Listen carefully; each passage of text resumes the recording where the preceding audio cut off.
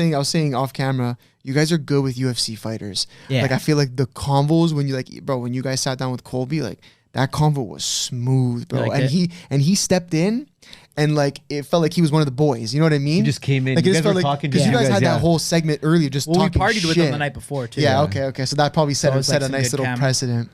The UFC shit's so cool. Yeah. I mean, I've been a fan of UFC for fucking so long. So the fact that we get to do anything with that is like crazy. Yeah, that's what I wanted to ask you. Talk about like the relationship with Dana. Like the guy got you in a fucking podcast interview with Trump. So like you're saying that was a favor from Trump. It's like to a mentor Dana. or some shit. So now. yeah, I met him situation? through Bob. I think Bob connected us. He just FaceTimed Dana. Me and Bob were at dinner. Okay. And he FaceTimed Dana. Or I asked him, I was like, yo, like, would you ever do anything with the UFC? Mm-hmm. And like he just called. That's how Bob is. He just fucking calls people. So he calls Dana. And then he puts Dana on FaceTime, and Dana was with his son and like 14 of his friends at like their lake house. Okay.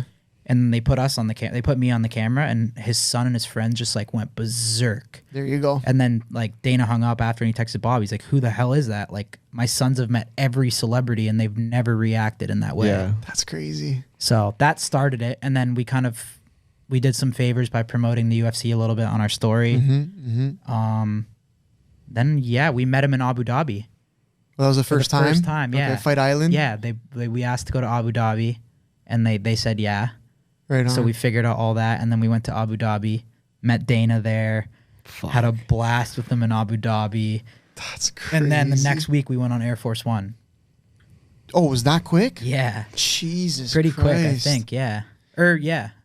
I mean, he's not a stupid guy. Obviously, he sees, right? Yeah. He saw his kid's reaction. He's like, all right. We're good for the UFC. I mean, we promote the UFC a lot, but dude, promoting the UFC to me is like, I've literally, I went to like a fucking UFC convention when I was in like grade 7 or 8. Oh shit! Okay, you go that hard. Okay, I used to love UFC. Like I've been watching it. Okay, so I've like Dana White's been one of the people I've looked up to for like my whole life. That's crazy. I know you just got him on FaceTime and shit. That's so now sick. he's like, dude, he's like truly like a good friend. Like me and him, like we have a good relationship, and like he's just the GOAT, bro. Yeah, like, he is. He is. Like he's just so dope. What he's achieved with the UFC too. Yeah. Like they went through a lot of shit to build that league and that sport. Like they couldn't get into states.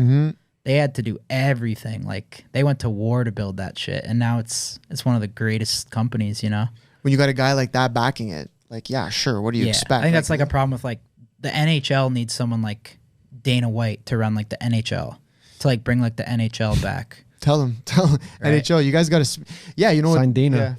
Yeah. Someone like that, like someone that just doesn't give a fuck. Like hockey's like so like politically correct.